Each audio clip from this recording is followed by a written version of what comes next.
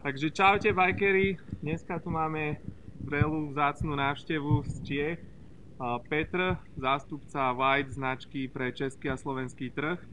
Ako vidíte, priniesol nám krásnu kolekciu bicyklov a keďže ho tu máme, tak využijeme túto príležitosť, aby nám niečo povedal o týchto bicykloch. Takže Petr, začneme tou 29. Povedz nám niečo k tomuto. Naše T129, T znamená trail, 129 je 120 zdvih a 9 je 29. Je to trailový 29-kový trailbike od Whiteu, velmi agresivní, dlouhá forward geometrii, položený hlavový úhel, krátká zadní stavba, typický White představitel trailbike roku 2013, který prošel třetí evolucí. Super, a nejakú takú úplne, že najviac pikošku z tohto 29 modelu? Rozhodně je to geometrie a život z toho bajku, dané je to právě tou krátkou zadní stavbou. Kdo se na tom sveze, tak nepoznává 29, protože to, co zná z 29, to znamená takové to, jede to dobře rovně, špatně to zatáčí, tady to není, tady to výborně zatáčí, nízký střed, je to krásně ovladatelný, jistý bike. Že úplne moderná geometria, moderný bike, super. A potom tu máme teda tieto T130, kde máme až 3 na výber, tak popíš nám tieto trošku. Môžeme začať takým general, čo majú všetky spoločné, keďže sú z jednej sady.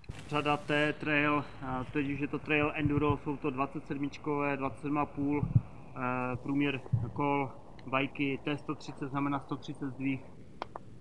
Máme tady průřez celou řadou, tohle je jeden z těch nejvyšších modelů karbonový, T130 CRS. To se typický White znak, krátká zadní stavba, 420 mm, zajišťující výbornou ovladatelnost, přes zatáček, dlouhá geometrie, dlouhý forward, dlouhý reach, položená hlavová trubka, krátké představce 40, u těch vyšších rámů jenom 50, teleskopické sedlovky 125-150 délky, takže... Čiže to sa líši podľa veľkosti rámu potom. Tak, čím je ten rám vyšší, tak ty sedlovky mají vyšší zdvih, takže tady je teďka 125, a L je 150 a XL má 175. A rozdiel medzi tým karbonovým a hliníkovým je potom aký, len čisto v tom materiáli, či sú tam aj nejaké iné špecifikácie, ktoré by to mohli nejak ďalej odlišovať? Geometrii a filozoficky jsou to velmi podobné nebo stejné rámy, liší to samozřejmě materiálem, karbon, monokokový rám je lehčí, zadní stavba je stejná, je identická hliníková, zůstala hliníková kvůli odolnosti, ta váhová úspora už je tam velmi malá, takže White nešel do karbonových zadních. A potom teda u tohto T130 nejakú megapikošku nám povedz, také niečo, čo je úplne najzaujímavejšie na tom bajku, okrem teda tej geometrie, ktorú si už spomínal. Tak určitě je to SCR zadní stavba single chain ring, to znamená jen pro jednopřevodníky, to znamená, že všechny Whitey jsou filozoficky udělané už jenom pro jednopřevodník, sady 1x11, 1x12, spolupráce se SRAMem, proto i White šel tímhletím směrem, už tam vlastně nemůžete ani přidělat přesmykač, díky tomu zadní stavba je široká na maximum, rozpon ložisek je tady 93 mm, což je nejširší, jeden z nejširších vůbec na trhu. Je to velmi pevné do krutu. Čiže tá tuhosť bude úplne výnimočná pri týchto bajkoch. Je výjimečná, stejně tak životnost ložisek. Na všechny Whitey, a to platí úplně pro všechny Whitey přes celou řadu, je doživotní záruka na ložiska zadní stavby, takže na všechny tyhle ty ložiska jsou to 4 čepy, to quad forlink, takže na všechny tyhle ložiska dáváme doživotní záruku, to znamená pro prvního majitele, pokud by tam byl nějaký problém, tak se mění zdarma. Tak to je super benefit. Pozerám aj na tú úchytku sedlovky, vlastne tú objímku, tá je zapracovaná do rámu, čiže tam tiež to je pekne utesnené, aby tam nevznikali nejaké prietoky vody alebo blata alebo niečoho. Čiže super, super.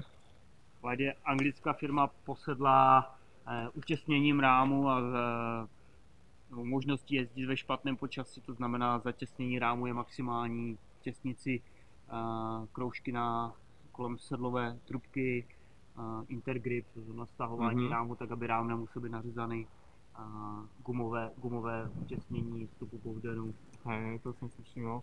To si spomínal, že tam sa potom dajú tie vstupky pomeniť podľa toho, že keby si napríklad mal inak vedené lánka, môžeš si to zatvoriť, aby sa tam nedalo vstúpiť ďalej voda alebo niečo. Super. Teda tuto máme toho predstaviteľa z hliníkovej série, to je 130S, že zase na SRAMe, GX-ko, super. Určitě představitel té 130 řady s nejlepším poměrem výkon-cena. Takže je tam 1x11 od SRAMu GX, je tam vepředu RockShox Yari, vzadu Monarch, R-kový. Super, uvidíme, aký bude na traili. Dobre. A tu máme potom T130 RS, ten sa líši v čom potom? To je asi vyšší model od toho SK?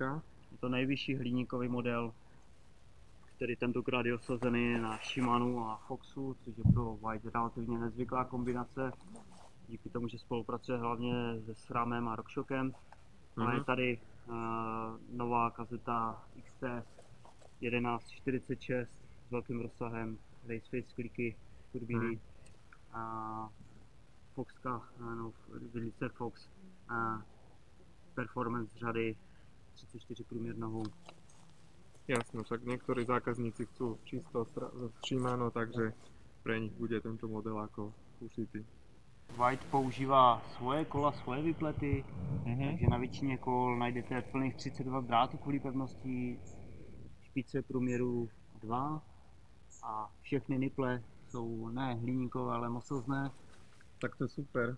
Protože ty umožňují daleko vyšší utažení, několikrát dotáhnout, dobře se s nima pracuje a hlavně v Anglii ve špatném počasí, to znamená i tady, protože to počasí prostě přes zimu a na podzim je špatné, tak ty niple nezatouhávají, nezakousnou se a umožňují prostě dotažení do centrování bez toho, aby se utrhly. Používají se velmi široké dávky, tady jsou raceface, vnitřní průměr 30, na většině kol jsou VTBčka 29, takže vnitřní průměr 29, takže moderní konstrukce, široké dávky, široké kola 2.3, 2.4 a bezdušové.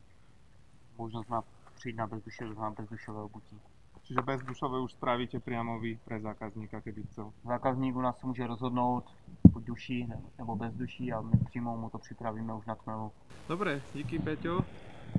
Pozrieme, ako sa to potom bude páriť na traili a myslím, že tento nám ostane aj na test, takže potom vám prinesiem recenziu z tohto T130S a podrobnejšie a viac detálnejšie video. Zatiaľ čaute a ďakujeme Peťovi. Čau.